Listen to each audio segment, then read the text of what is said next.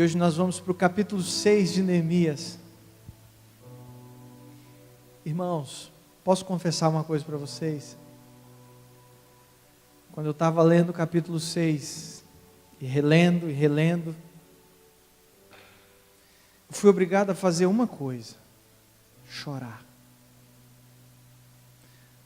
Aí você deve estar se perguntando assim, pastor, por que você começou a chorar lendo o capítulo 6 de Neemias?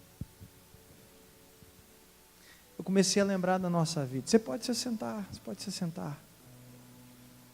Eu comecei a me lembrar do primeiro capítulo de Neemias. Talvez foi o primeiro capítulo da sua vida. Você olhou, entrou nessa igreja, naquele culto de quarta-feira, há 7 quartas-feiras atrás, e nós estávamos falando assim: os muros estavam destruídos, os sonhos estavam destruídos. Há 7 quartas-feiras atrás, nós estávamos lendo que a cidade do sepulcro dos pais de Neemias estava destruída. Há 7 quartas-feiras atrás, nós estávamos ministrando uma mensagem de destruição, uma mensagem de desconstrução, uma mensagem onde um homem é tocado por Deus e o seu coração é tocado pelo Senhor, e ele decide se prostrar, se render aos pés do Senhor e falar: Deus, usa a minha vida para reconstruir esses muros.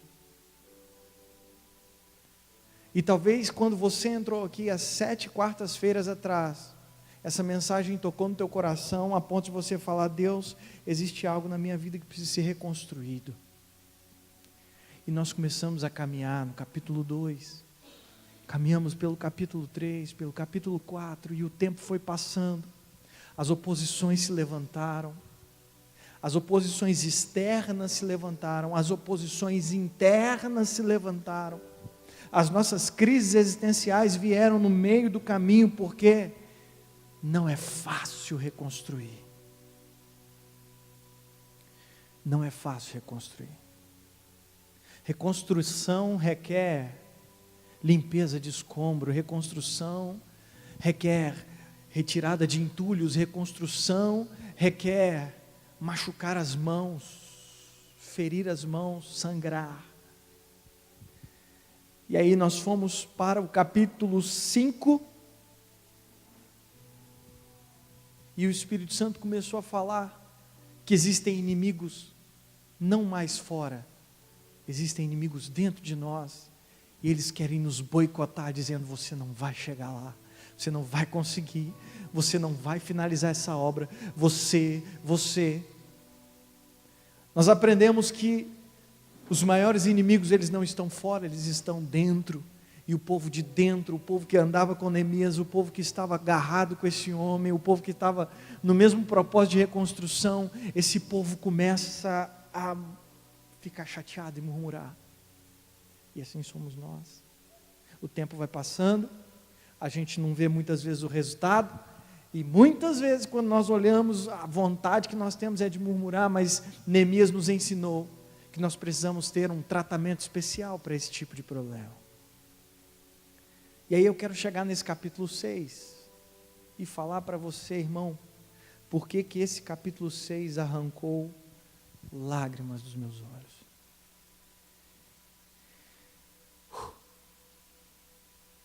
Quero te convidar a ler comigo 2 versículos, depois nós vamos passear pelo contexto.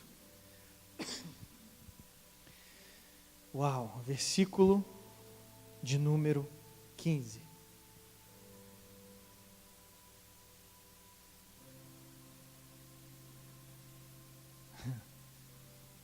Versículo 15 diz assim: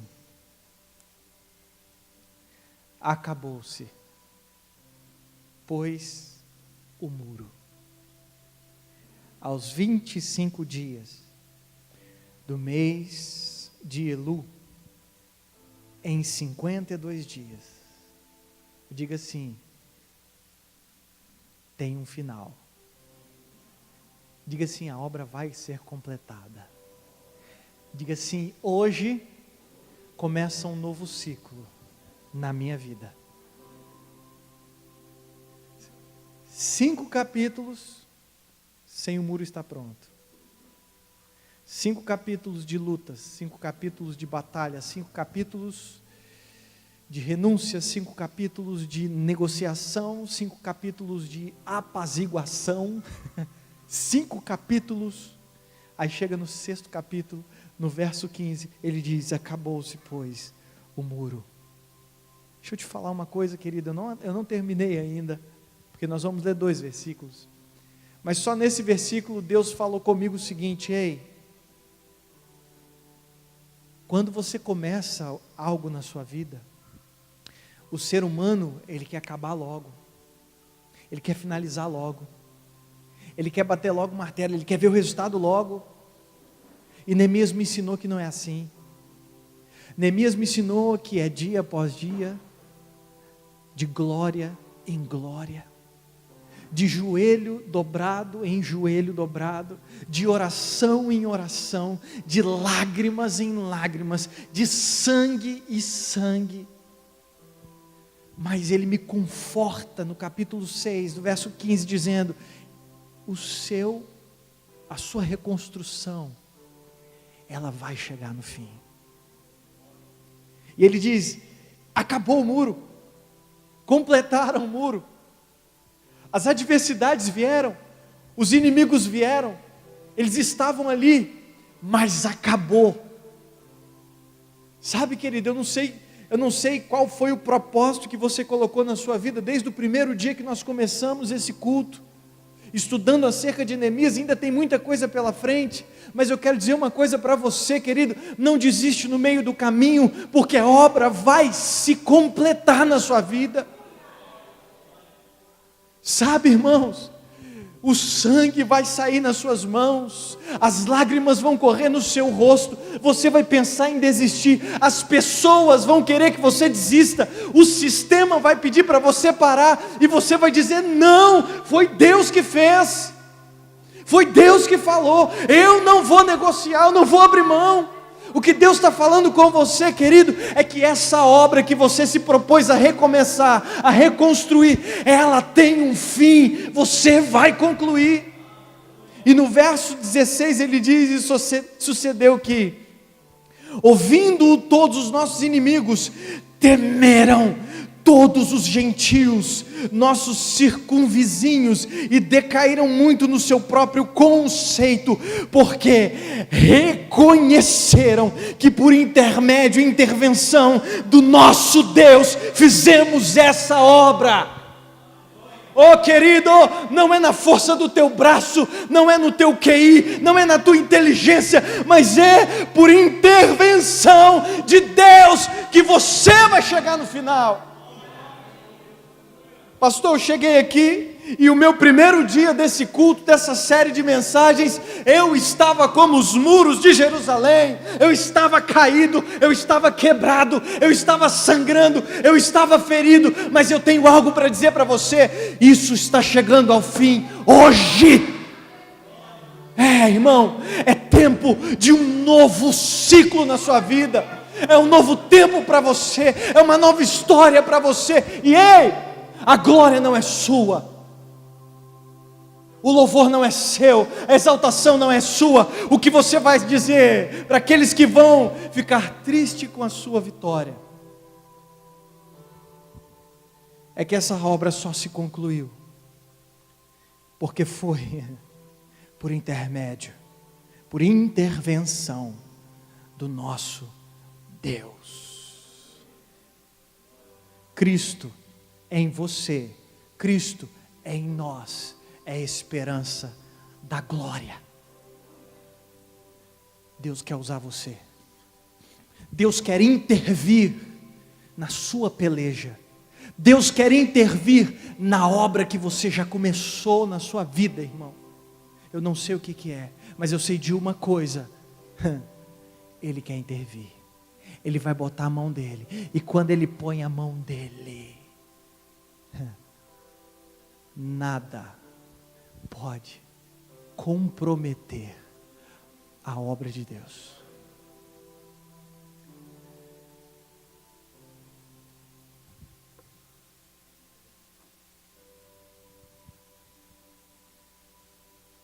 vai acabar. Esse tempo vai acabar, irmão. Pastor, parece que essa obra faraônica não tem fim. Parece que nunca vai acabar. Obra, construção, reconstrução, derruba de novo. Sabe o que eu acho lindo na obra? Sabe o que eu acho espetacular na obra? É que para a obra ficar boa tem que ter prumo, e o profeta diz o seguinte: aprumai.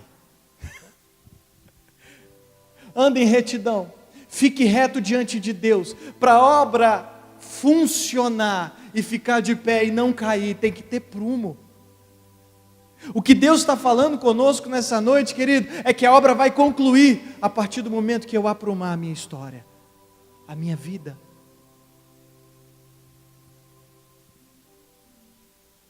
Nós podemos sim ter êxito na reconstrução. E é interesse de Deus que você tenha êxito na sua reconstrução, querido. É interesse de Deus que você seja bem sucedido naquilo que você colocar a sua mão para fazer. É interesse de Deus que qualquer área da sua vida seja bem sucedida. É interesse de Deus. Porque se dá certo, é a maior oportunidade que você tem de dizer que foi intermédio de Deus, foi intervenção de Deus que fez dar certo. E a primeira qualidade que nós precisamos demonstrar nesse processo de reconstrução, nesse processo de conclusão, de reconstrução da nossa vida, eu quero ler mais alguns versículos. Verso 1, tendo ouvido Sambalate, Tobias, Gesem, o Arábio e o resto de todos os nossos inimigos, que eu tinha edificado o muro, e que nele já não havia brecha alguma, ainda que até esse tempo não tinha posto as portas nos portais. Verso 2, Sambalate e o Gesem mandaram dizer-me, vem, encontramo-nos nas aldeias, no vale do Ono, ou vale de Ono, porém tentavam fazer-me mal. Verso 12, então percebi que não era Deus quem o enviara. Está assim na sua Bíblia, irmão? Então percebi que não era Deus quem o enviara. Tal profecia falou ele contra mim, porque Tobias e Sambalate subornaram. Verso 13, para isso subornaram, para me atemorizar, e para que eu assim viesse a proceder e a pecar, para que tivesse motivo de me inflamar e me vituperassem. Deixa eu te falar uma coisa, querido. Sabe a qualidade que Deus quer colocar no teu coração hoje, para que essa construção finalize? Porque a Bíblia diz o seguinte: os muros foram levantados, mas faltavam as portas. Os muros estavam de pé, mas faltavam as portas, faltava o acabamento. Sabe? Faltava o acabamento, vamos dizer assim. Faltavam os detalhes. Os muros estão de pé, mas ainda faltam as portas, e porque ainda falta a porta, esse tal de Sambalate, Tobias, esse tal de Gesem ou Gesem, vai e manda uma mensagem para Neemias. Mas Neemias, tem algo que Deus quer te dar hoje, quer colocar no seu coração hoje. Neemias tem algo chamado discernimento espiritual. Veio a mensagem, ele falou: isso não é de Deus. Veio a palavra, ele olhou e falou: isso não provém do céu, do Pai das luzes. Você está querendo me derrubar, cara. Você está querendo fazer eu parar com a obra, rapaz. Você está querendo fazer com que eu desista. Você está querendo me desmerecer, você está querendo me envergonhar. Isso não é de Deus. O que nós precisamos, querido, para finalizar com chave de ouro a obra que Deus tem na minha vida, na sua vida, ou a restauração que nós estamos fazendo é discernimento espiritual daquilo que é de Deus, daquilo que não é de Deus. Isso é simples.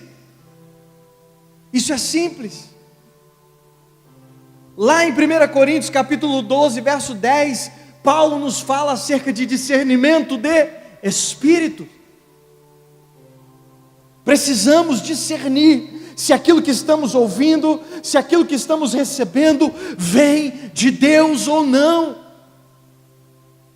Porque a Bíblia diz que o Senhor, nos últimos dias surgirão muitos falsos profetas que enganariam a muitos. Mas eles não vêm, querido, vestido de vampiro, de lobisomem, com aquela capa preta. Não vem não, querido. Ele vem com pele de cordeiro. E ele vai olhar para você e vai falar assim: ei, eu não sei onde você quer chegar com essa obra. Ei, eu acho que isso não vai dar certo. Para um pouquinho, vai descansar. Vai tirar umas férias, vai fazer uma viagem. Deixa isso quietinho aí. Para com isso.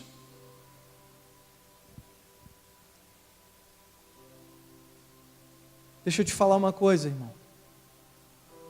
E conhecereis a verdade.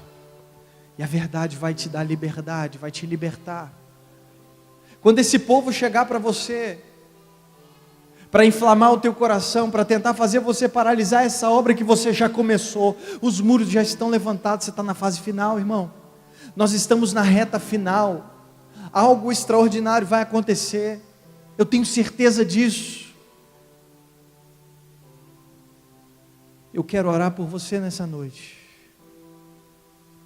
para que você seja revestido, para que dentro do teu coração e da tua mente haja discernimento espiritual. E deixa eu te falar, muitas vezes, querido, você vai precisar dizer não. Muitas vezes você vai precisar ser direto com as pessoas. Neemias não parou e ficou assim: ô Sambalate, deixa eu te falar uma coisa, irmão. Pai do Senhor, senta aí, vamos tomar um café. Ele falou assim: deixa eu te falar uma coisa. Não foi Deus que falou, pode voltar. Mas Sambalate vai ficar chateado comigo, Tobias vai ficar chateado comigo. Está gravando, mas eu vou falar. Dane-se o que vão pensar de você. A Bíblia diz: importa agradar, obedecer o nosso Deus. Sabe por que tem obra que está incompleta na nossa vida? Porque a gente fica emprestando o ouvido para Sambalate, Tobias, sem nenhum discernimento espiritual. Paramos aquilo que Deus quer que eu e você venhamos a concluir. Olha o que diz no verso 3: enviei-lhe mensageiros a dizer: estou fazendo grande obra, de modo que não poderei descer. Está claro para você isso aqui, querido? Além de discernimento espiritual, sabe o que falta na vida do crente? Sabe o que falta na vida do homem de Deus, da mulher de Deus? Clareza. A gente fica dando muita volta, a gente fica rodeando muito, para falar aquilo que nós temos que falar diretamente. Sambalate e Tobias chegaram, mandaram a mensagenzinha, mandaram o WhatsApp, mandaram alguma coisa para esse homem. Ei, vem aqui, para a gente poder bater um papo, desce daí um pouquinho. Neemias vira e fala assim, lá no verso 3, nem eu vou enviar minha mensagem. Manda dizer para esse povo que eu estou numa grande obra. Manda dizer para esse povo que eu não tiro a mão do arado. Manda dizer para esse povo que eu não vou descer. Tem gente que precisa falar isso, irmão. Tem gente que precisa dizer isso. Deixa eu te falar uma coisa. Tem família que está pagando um preço tremendo. Sabe por quê? Porque você começa a fazer a obra, aí você dá uma paradinha para poder dar uma negociada aqui, aí volta. Quando você volta, Sambalat e Tobias já derrubaram a parte. Aí você, meu Deus, vou ter que fazer tudo de novo. A parte mais difícil. Só que às vezes nós precisamos mandar um recado para o diabo. Olha aqui, diabo. Você pode até vir por um caminho, mas você vai ter que fugir por 7, porque eu não vou. Eu não vou abrir mão daquilo que Deus colocou no meu coração para fazer. Eu não vou negociar a santidade na minha casa. Eu não vou negociar a oração no meu lar. Eu não vou negociar a imposição de mãos na minha casa. Eu não vou negociar, querido. Não vou. Então, se você quiser, você volta, porque eu não vou descer daqui. Eu não vou abrir mão da salvação. Eu não vou abrir mão da presença de Deus, porque você quer bater um papo comigo. Deixa eu te falar uma coisa. Não dê ouvidos para Sambalat e Tobias. Ele mandou uma mensagem, ele disse: estou fazendo grande obra. E no meio da mensagem, ele ainda dá uma valorizada naquilo que ele estava fazendo. Deixa eu te falar uma coisa. Você está valorizando aquilo que você faz? Hã? Você está valorizando aquilo que Deus colocou no teu coração, o dom, o talento que você tem? Você está valorizando aquilo que você põe a mão para fazer? Ah, pastor, estou fazendo um negocinho aqui. Não, irmão, negocinho não. Negocinho com Deus não existe não, é grande obra. Ele podia falar, sabe o quê? Estou fazendo um muro, estou fazendo um reboco, estou entulhando pedra, estou botando uma pedra em cima da outra. Não, estou arrematando aqui um... Não, ele valorizou aquilo que ele estava fazendo, Adelaide. Ele olhou e falou assim: estou fazendo algo grande. Ah, irmão, sabe, querido, você está lá com a sua família, e de repente, o diabo manda Sambalat e Tobias, para fazer assim, no sábado, o único dia que você tem para ficar em casa, para passar o sábado com sua casa, edificando o seu lar. Aí Sambalat fala assim: vamos jogar uma bola, vamos lá ver um filme, vamos tomar um sorvete, vamos dar uma volta, vamos bater um papo. O único dia que você tem para edificar a sua casa. Aí você fala: vou perder um amigo, né? Vou perder a amiga. Aqui, a gente tem outro sábado. Nesse sábado eu vou dar uma volta com os meus amigos, com as minhas amigas. Mas muitas vezes, querido, nós precisamos falar, sabe o quê? Ei, estou fazendo obra aqui em casa.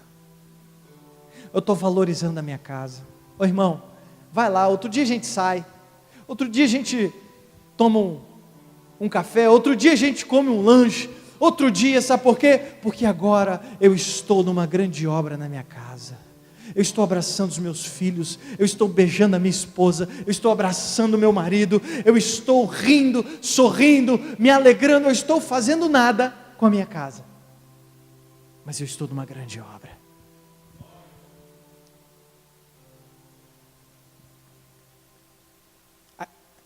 O que me impacta na vida de Neemias é que ele tinha clareza das prioridades dele. O que é mais importante? O que é mais importante? Esse homem diz o seguinte: o mais importante para mim é fazer aquilo que Deus me designou para fazer. O mais importante para mim é reedificar aquilo que estava destruído, e eu não saio de cima desse muro por nada.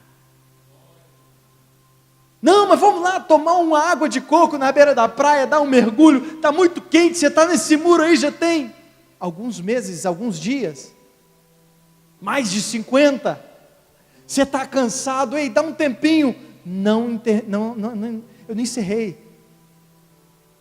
Então, eu estou numa grande obra, eu não vou parar. Nós começamos lendo o versículo 15 e o versículo 16, que diz que a obra acabou, que o muro acabou. Mas deixa eu te falar uma coisa: E agora voltando e entendendo um pouquinho o contexto da mensagem. O muro acabou, mas Sanbalat e Tobias estavam vivos. E a maior intenção deles é que ele não concluísse 100% da obra. Faltavam as portas. Mas esse homem tinha prioridades. Sabe, irmãos? Se nós não temos prioridades, qualquer onda, qualquer vento que passar, nós abandonamos o barco e seguimos a onda e o vento. Mas se eu tenho prioridades, eu sou como uma rocha. Pode vir o vento, pode vir a tempestade, mas a minha prioridade é essa. É inegociável. Esse homem tinha clareza. Esse homem sabia que se ele desse ouvidos, se ele fosse conversar com esse povo, fatalmente aqueles que estavam ao redor dele voltariam para os velhos costumes. Sabe por quê, querido? Neemias era o líder. Se o povo vê que o líder desceu do muro, se o povo viu que o líder tirou a mão do arado, eles param. O que? Eles pararam? Ele parou, Neemias parou. Vamos embora, gente, vamos para casa. Partiu que ninguém viu. Só que ele tinha prioridades. Ele tinha foco. Verso 4, olha o que diz o verso 4. 4 vezes me enviaram o mesmo pedido. Toma. Porém eu dei a mesma firmeza. Eu dei a mesma resposta. Então Sanbalat me enviou pela 5ª vez o seu moço, que trazia na mão uma carta aberta com o seguinte teor: entre as gentes se ouviu a Gesem que tu e os judeus intentais revoltar-vos, por isso reedificais o muro, ou reedificas o muro, e segundo diz, queres ser o rei deles, e puseste profetas para falarem a teu respeito em Jerusalém, dizendo, este é rei em Judá. Ora, o rei ouvirá isso. Segundo essas palavras, vem pois agora e consultemos juntamente. Mandei dizer-lhe, ai coisa linda, de tudo o que dizes, coisa nenhuma sucedeu. Tu, do teu coração, é que o inventas, porque todos eles procuravam atemorizar-nos. Ok? Terceira coisa que eu quero te ensinar nessa noite, é que Neemias, apesar de ter discernimento espiritual, e ter clareza nas suas prioridades, esse homem, ele era seguro nas suas motivações. Esse homem tinha segurança naquilo que estava no coração dele. Neemias era seguro quanto às suas motivações e as motivações do seu coração. Neemias sabia que só quem poderia julgar a causa não era homem nem profeta, era Deus. A única pessoa que podia julgar o que estava acontecendo naquele momento, se ele queria ser rei, se ele não queria ser rei, era Deus. Ele já diz o seguinte, olha, isso aí que você está falando é mentira, você está inventando. Isso não é verdade. E no verso 9, porque vocês estão tentando atemorizar-nos. De uma forma simples, esse homem nega abertamente e continua o trabalho. Esse homem não perde mais tempo se justificando, porque ele entende que, como diz 1 Pedro capítulo 2, verso 23, quem justifica ele é o Senhor. O que eu quero dizer para você nessa noite, irmão, é que na sua caminhada, na sua história, na reconstrução da sua vida, na reconstrução dos seus projetos, na reconstrução do seu lar, da sua família, muitos vão dizer que você está perdendo tempo, muitos vão dizer que você está fazendo isso para mostrar alguma coisa, para dizer que você é melhor do que alguém, mas na verdade, querido, quem vai te justificar, quem vai diante de você e vai falar o que o meu servo está fazendo, é o Senhor Deus. Nós temos um Deus, querido, que vai diante de nós. Nós temos um Deus que nos justifica. Nós temos um Deus que põe a mão na nossa boca e diz: ei, deixa que eu falo. Você está nervoso, Ele está falando com você, Ele está te afrontando, aí você vai falar, e quando você fala, Deus fala assim: eu falo. Você está querendo falar alguma coisa, irmão, e não consegue? Esquenta não, Deus está falando. Ah, pastor, se eu pudesse, eu queria tanto falar algumas verdades. Aí Deus fala assim: sabe por que você não consegue? Porque quem tem que falar sou eu. Na verdade, papai está colocando a mão na sua boca e dizendo: filho, aquieta a tua alma e saiba que eu sou Deus. Acalma o teu coração, eu estou vendo o que você está fazendo. Quem justifica sou eu.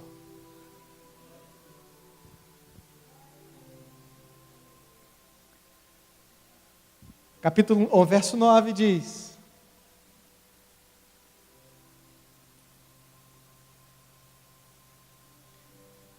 a parte B, ele finaliza dizendo o seguinte: vocês estão querendo nos atemorizar, dizendo, as suas mãos largaram a obra, e não se completará. Aí tem um ponto, não sei se na sua Bíblia tem um ponto, mas na minha tem, e depois desse ponto tem assim: agora pois, ó Deus, fortalece as minhas mãos. Sabe o que eu entendo aqui, querido? Neemias tinha as características dele, tinha as qualidades dele, mas a gente sabe, nós sabemos, nós somos seres humanos, nós temos coração, nós sabemos, querido, que quando alguém nos afronta, você pode até se fazer de forte, mas quando você chega em casa, por que ele fez isso? Por quê? Na hora eu não falei nada, era para eu ter falado. Aí Deus fala assim: eu falo por você. Mas aí você chega em casa, fica triste. Neemias era homem, querido. Neemias ouve tudo isso. Neemias entende que esse povo queria que ele parasse, que ele largasse, que as mãos parassem a obra, que a obra não se efetuasse. Mas ali tem um ponto, Wesley. E depois desse ponto, mais uma vez, esse homem faz uma oração rápida, como lá do capítulo 1. E ele diz: Senhor, fortalece as minhas mãos. Sabe por quê, querido? Porque nós sabemos que a palavra é como uma flecha, que quando lançada ela não volta mais. Mas essa flecha, ela pode estar envenenada ou não. Nesse caso, o povo lançava flechas, palavras envenenadas, para fazer com que esse homem parasse a obra. E de fato, eles queriam que ele fraquejasse, tirasse a mão. E ele vai para Deus, e ele fala: Deus, eles querem que as minhas mãos saiam da obra. Então Deus, eu vou ter uma oração eficaz. Eles falaram das minhas mãos, então eu vou orar pelas minhas mãos. Eles querem que as minhas mãos fiquem fracas, eles querem que as minhas mãos larguem a obra, então Deus fortalece aquilo que eles querem que enfraqueça. Então Deus fortalece aquilo que eles querem que largue. Eu quero porção dobrada da tua força. Eu quero força dobrada. Fortalece as minhas mãos. Eles querem que as minhas mãos fraquejam, e eu quero que o Senhor fortaleça. Sabe o que eu aprendo? Que a nossa oração precisa ser uma oração eficaz. Esse homem não fica se lamentando: Deus, por que esses um monte de pessoal está vindo aqui para me afrontar? Por que eles querem que eu... O que eu fiz com eles, Deus? Não, ele não fala isso não. Ele fala o seguinte: eles querem que eu pare? Deus, não me deixa parar. Eles querem que eu tire a mão. Deus, passa uma cola na minha mão e permite que as minhas mãos jamais saiam dessa obra. Sabe, querido, oração eficaz. Nós precisamos, para fazer uma oração eficaz, ter discernimento de espírito. Sabe por quê? Se eu tenho discernimento de espírito, eu sei aonde que o diabo quer me atacar. E se ele quer me atacar aqui, eu vou orar para que Deus fortaleça aqui. A Bíblia diz, verso 9: porque todos me procuravam me atemorizar, dizendo: as suas mãos vão largar o arado, as suas mãos vão largar a obra, as suas mãos vão fraquejar, as suas mãos vão parar, você vai parar. E ele ora dizendo: Deus, me fortaleça, eu quero continuar, eu vou avançar, eu vou vencer, eu vou chegar no final, eu vou colocar a última porta, porque maior é o que está em nós. Porque bem sei que pensamentos tem a vosso respeito, diz o Senhor, pensamentos de paz e não de mal, para te dar o fim que desejais. Então passareis a orar e eu responderei. Uma oração eficaz fez com que esse homem, ainda que ele estivesse com as suas mãos fraquejando, porque aqui a gente vai falar de força física, ainda que ele estivesse com as suas mãos fraquejando, ainda que as suas mãos estivessem machucadas, sangrando, doendo, naquela época não tinha tecnologia, luva de aço, de não sei o que lá, algo para proteger a mão, era a mão mesmo, irmão, era a mão no arado, mão na obra, mão na enxada, mão, era isso aí.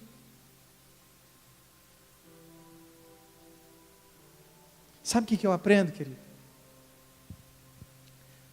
Eu vou falar uma coisa aqui: o diabo, ele acha que ele é inteligente, mas na verdade, ele nos dá a dica de onde nós precisamos nos fortalecer mais. Ele vai olhar para você, ele vai tentar te atacar numa área. Se você tem discernimento espiritual, você vai pegar essa área e falar assim: Deus, o diabo está me tentando aqui, Pai, me fortalece. Não brinca com o diabo.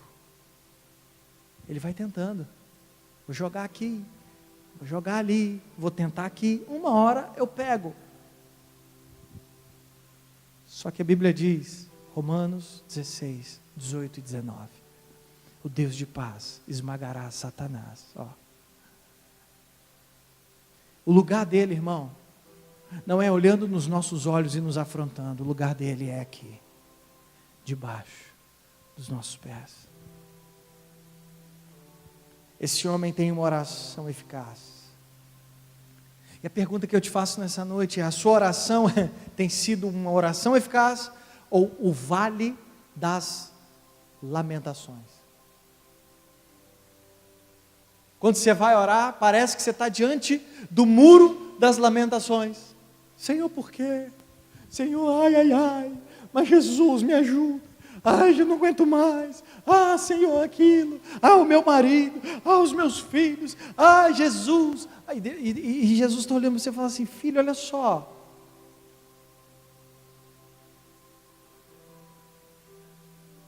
A Bíblia diz: fortalecei as mãos e firmai os joelhos.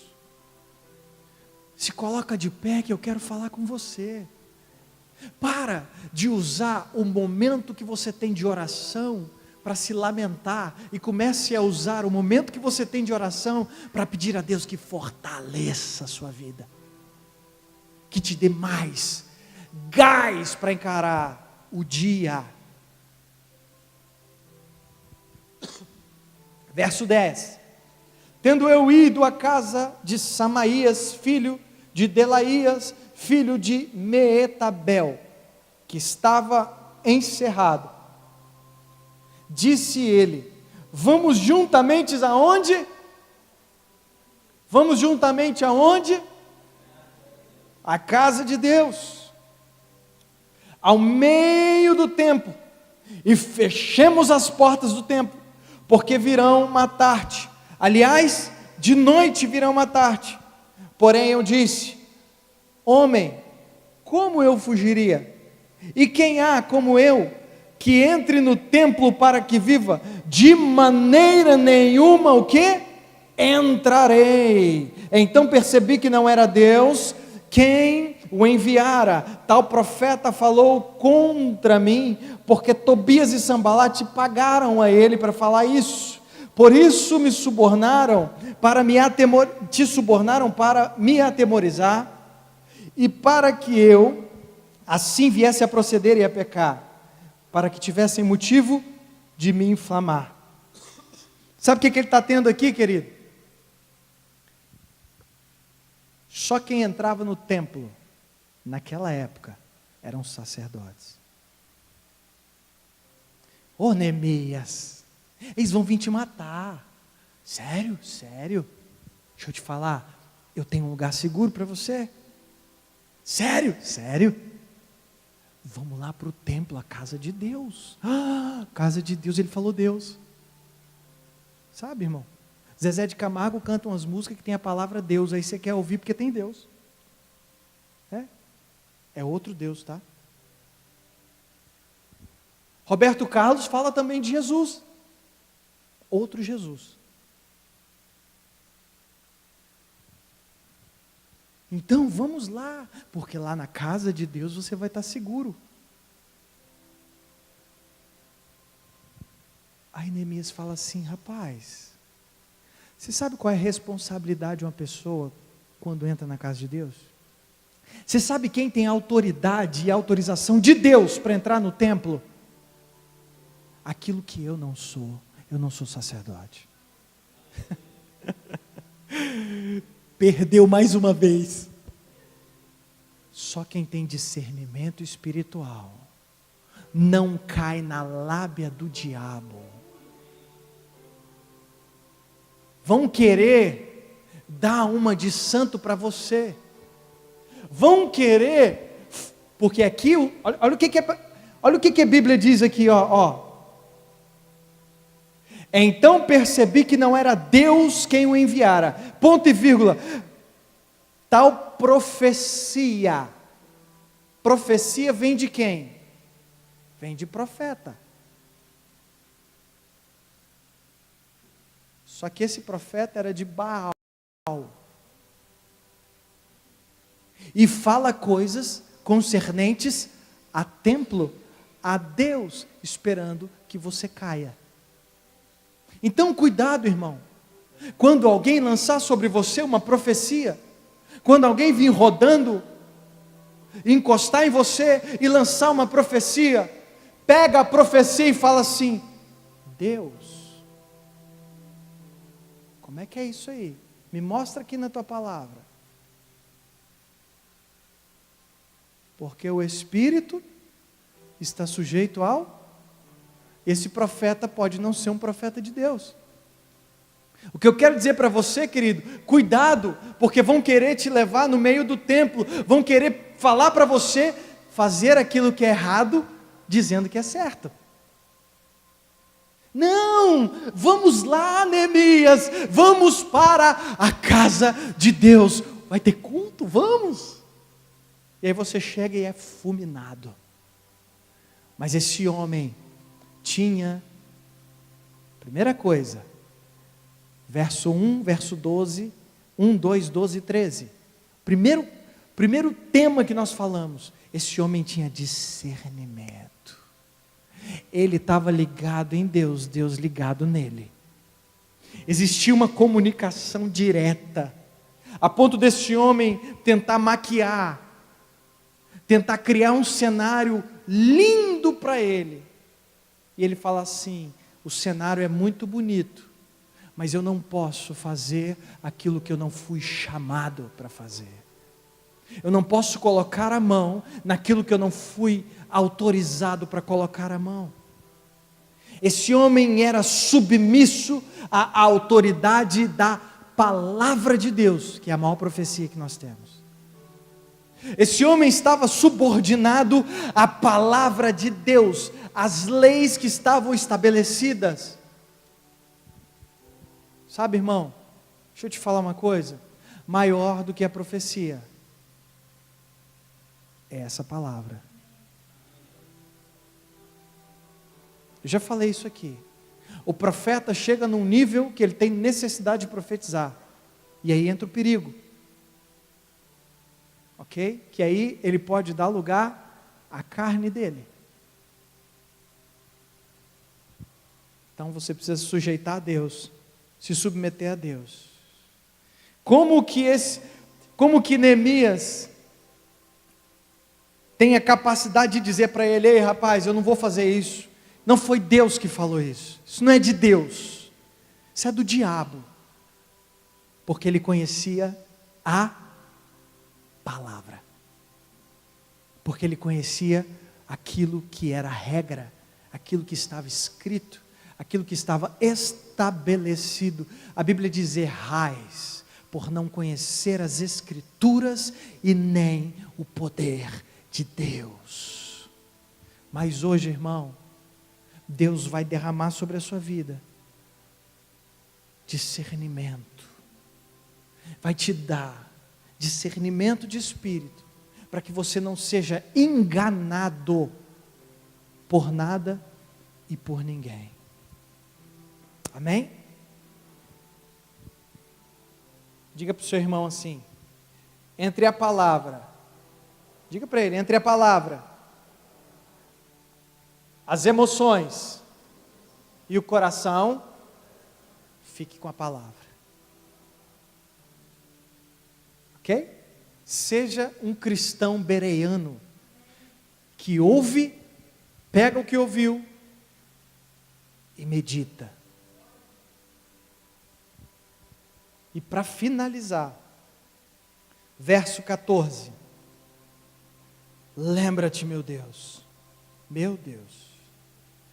lembra-te, meu Deus, de Tobias e de Sambalate, no tocante a estas suas obras, e também da profetisa Noádia, e dos mais profetas que procuraram atemorizar-me. Verso 17. Também naqueles dias, alguns nobres de Judá escreveram muitas cartas, que iam para Tobias, e cartas de Tobias vinham para eles. Olha só, querido, algo estava acontecendo, para que a obra não se concluísse, pois muitos em Judá lhe eram ajuramentados, porque era genro de Secanias, filho de Ará, e seu filho Joanã se casara com a filha de Mesulão, filho de Berequias, ou seja, era uma questão também familiar.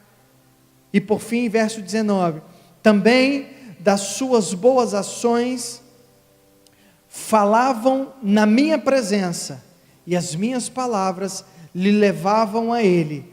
Tobias escrevia cartas para me atemorizar. Sabe o que Neemias está tendo aqui para a gente encerrar, irmãos? Além de submissão à autoridade da palavra de Deus, mesmo que tenha eu e você alcançado os objetivos, a Bíblia diz que eu preciso vigiar. Mesmo que eu tenha chegado lá, mesmo que eu tenha conseguido, mesmo que eu tenha completado a prova, a Bíblia diz que eu preciso vigiar. Abra comigo, por gentileza, Lucas capítulo 4.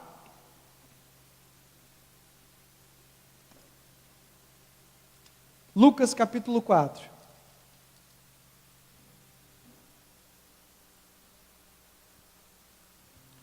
Verso 13 diz: passadas que foram as tentações de toda sorte, aqui a gente está falando sobre a tentação de Jesus, aquele período que ele passou, e no verso 13 diz: passadas que foram as tentações de toda sorte, apartou-se dele o diabo, até momento oportuno. Está assim na sua Bíblia, irmão? Até momento oportuno, então vamos lá para Efésios, por gentileza. Volta um pouquinho a tua Bíblia.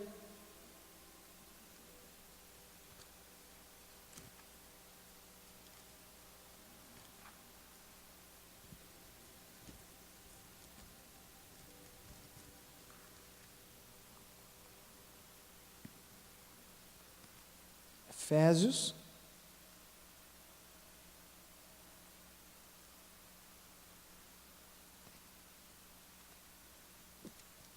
Capítulo 6, verso 13.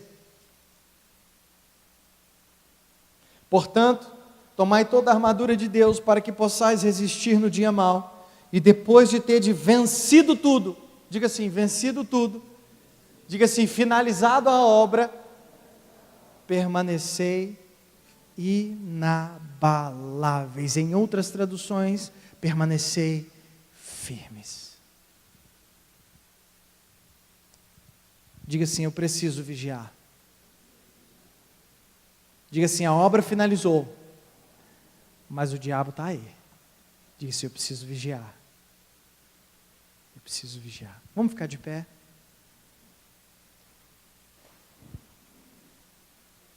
Coisa linda. Coisa linda, irmãos. A minha oração nesse dia de hoje, ou nessa noite, tudo isso só aconteceu porque Neemias tinha discernimento espiritual. Sabe, irmão, quando você entra num lugar e você percebe que tem alguma coisa errada ali, não estou me sentindo bem. Quantas vezes a gente entra num restaurante, entra numa lanchonete, entra em algum lugar, parece que o ambiente está estranho. Não luta não, irmão, sai e vai embora. O Espírito Santo está querendo te dizer algo. Não luta. O tempo todo, se nós temos discernimento de espírito, o tempo todo as mensagens e as palavras que chegam a nós, elas são confrontadas com a verdade da palavra. Aprovada ou não, Deus vai te mostrar. Só que Ele só mostra quando nós conseguimos discernir, entender. Então, a minha oração nessa noite é que Deus te dê, nesse finalzinho, o muro já está em pé, irmão, só faltam as portas. Sambalat e Tobias não morreram. E eles deixaram discípulos. Até hoje. A minha oração é que Deus te dê discernimento espiritual. E discernimento serve, sabe para quê?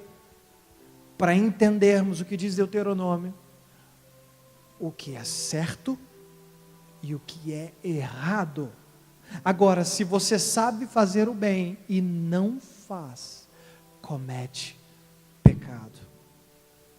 Se você sabe que fazer isso é errado e não faz, comete pecado. A minha oração é que essa igreja seja uma igreja que tenha discernimento espiritual. As famílias dessa igreja sejam famílias que tenham discernimento espiritual, para que na hora da palavra do ataque, eles entendam, isso é de Deus, isso não é de Deus. Feche os olhos, vamos orar.